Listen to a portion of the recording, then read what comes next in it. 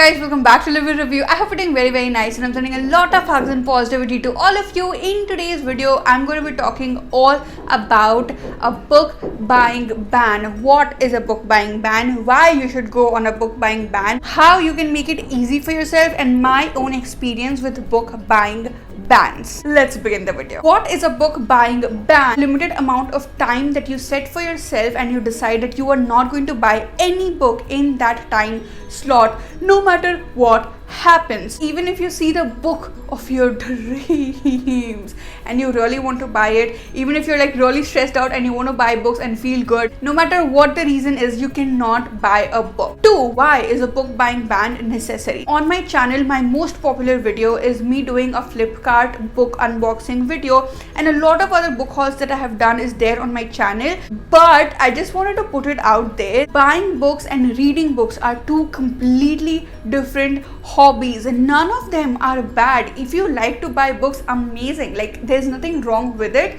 Or if you don't like to buy books, you just want to read books, so you use a library or you use audiobooks, whatever it is, both of them are amazing. There is no negative point in any of them. But if you are buying 10,000 books with the purpose of reading, not collecting but reading, and you're not reading them and you're buying more books, that is when a book buying ban, a BBB, is important. A lot of books have different editions, collector's editions and this and that, and that is the reason people invest a lot of money in those collections. I will do the same thing with my Harry Potter set. Like, now that I'm such a big fan of Harry Potter, I want a set for myself that is gorgeous, that can stay with me for a long time, that is beautiful to look at because I love it so much. And similarly, there are so many books that, for example, I read it as an audiobook but then I buy it. But if you're buying books, you're not able to control yourself. You're buying those books because you want to read them, but you're actually reading nothing.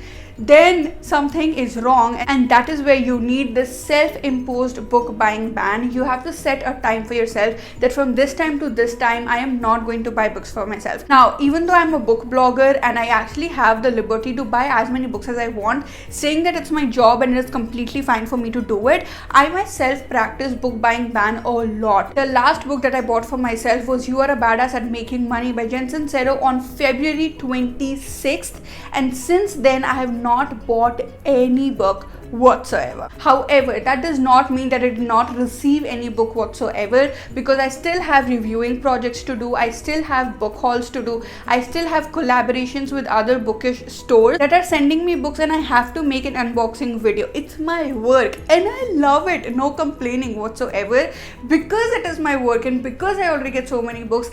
Even though I do read a lot and I do not have the issue of buying books and not reading them, I have these self-imposed book buying bans for myself. Let's talk about the benefits of book buying bans. 1, you actually get to your TBR, you actually get to your to be read pile, you actually see the books in your shelf and you go ahead and you read them instead of just adding more and more books to the pile. Buying a lot of books can also be one of the reasons why you're not reading as much as you should, because as soon as you see those new books, your brain is always getting confused as to what it should be doing. Do I want to read that, or do I want to read that? Or it is like, oh my god, I want to read all the amazing books in the world. You are in confusion. Instead of being clear about what you want to read, choose it, pick it up and read it. 2, you start to take more out of your books, especially in non-fiction. You do not need 10,000 non-fiction books at all. Like, if you're reading one book in 2 months or 3 months, that is way more than enough if you have chosen the right book for yourself and if you're learning exactly what you want to learn. If you are able to read 10 to 15 books a month, non-fiction books a month, and you're implying everything that you're reading from those books in your real life, not at once but slowly and slowly, you are seeing that those books come together and they're helping you out.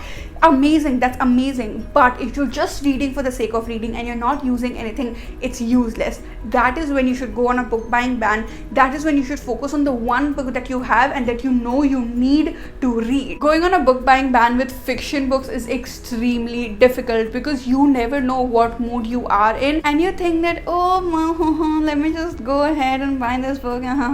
But you guys, trust me, when you bought a book, you bought it because you love it, you bought it because you really like the description, you bought it because someone really amazing recommended it to you and you had to read it, but it's lying on your shelf and you've not read it because you're convincing yourself that you are not in the mood. Like, there are a lot of times when you are not in the mood, but a lot of times you're just not reading, or you're convincing yourself that you're not in the mood simply because you want to buy a new book. In that case, if you're on a book buying ban, if you have self-imposed it on yourself, then you are forced to go ahead and pick up the book that you already have, and you'll realize, oh my god, why wasn't I reading this book? Like, okay, I remember why I bought it. This was the reason I bought it. Why wasn't I reading it? I'm seeing this from personal experience so many times. Instead of buying new books, when I go to my shelf and I see like, oh, like this is the one book that I got and I've not read it yet. Like, why haven't I read it yet? And I start reading it and it turns out to be like the best book in the whole world. And I'm like, oh my god, like why didn't I read it? The same thing happened with 40 Rules of Love. Now, how do you make a book buying ban easy for yourself? 1. Make a TBR pile for yourself. Make a to be read pile for yourself. The books that you want to read. When you have set goals for yourself, when you are seeing that these are the books that I really want to read, then your mind will be less distracted towards going and buying new books for yourself.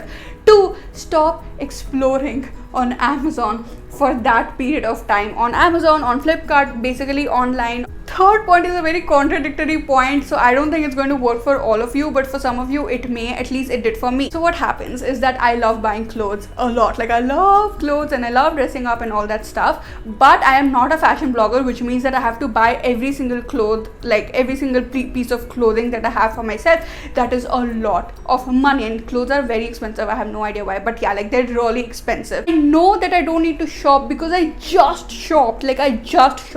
I don't have to shop anymore. I go ahead and I watch haul videos on YouTube, and I watch unboxing videos on YouTube, and I watch try on hauls on YouTube, and I see them wearing those clothes, and for some reason it satisfies me. Okay, I feel like, yeah, I mean that desire to see that piece of clothing on someone real is getting fulfilled. Not just that, this also brings me to the fourth point, that I write down the list of clothing that I want to buy for myself instead of doing impulsive buying. Now, convert this for yourself when it comes to books. Go ahead, watch book hauls, watch book unboxing videos. That will satisfy your brain. You will get that feeling that, you know, you're doing it for yourself, not the other person. Especially if you're watching it from one of your favorite creators. That's like amazing. It feels like you are doing it, and at the same time you can go ahead and watch more videos, book recommendation videos, whatever it is, and start listing down the books that you actually want to read instead of exploring on Amazon and buying the books because the cover looks pretty or you think that the description is attractive. When you see the review of the books, you actually realize whether you want the book or not. Number 5 is keep some exceptions for yourself when it comes to book buying bans.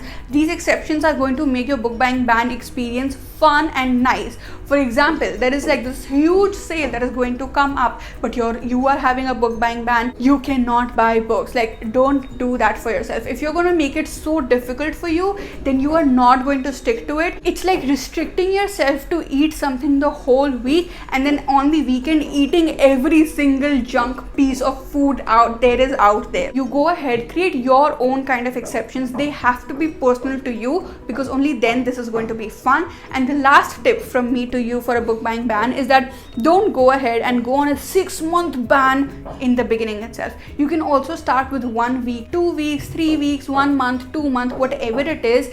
This is your process and there is no right or wrong way to do it. So do it in the way that you want to do it in. Again, you guys, I know that it is very easy to see all the unboxing videos and haul videos and feel like, oh my god, why don't I have these many books when they get to have those books? I'm telling you, that kind of happens with me with fashion bloggers, for example. I see them having all these clothes and accessories and I'm like, why can't I have all of them? But I have to buy them and they are getting it for work. They are getting it as perks of being in that industry. It is their work, so obviously they will get it. Obviously I won't get it. And the same thing happens with book bloggers get a lot of books for reviewing and everything, but it's their job. You have no idea the number of books that I do get for free, but I don't like them, and then I don't know what to do with them. And There are so many times when I invest time in them, but they turn out to be trash, and I'm like, oh my god, like I wasted so much time on it. So there are negatives and positives to everything. You have the advantage to yourself. You can only get the books that you truly want to read. You have the time for yourself. There are so many times for me when it happens that I've not read a new book for a long time, or maybe I've not, like I am having a reading slump and I'm not able to read. Do you know how anxious I get at that time? Because I'm like, if I don't read, then how am I going to create content? Like it's like my mind goes like, even if this is something that I love to do. You have your free time with yourself, enjoy it. You have your free will to get the books that you want to get, enjoy it. Like, just take it. Buy the books that you truly want to read. Invest time in only the things that you truly want to invest in, and enjoy the process. That is it, you guys. I really hope the video was helpful. If you did like the video, please do like, share, subscribe, bell button, all those amazing things. I'll see you guys very soon. Bye.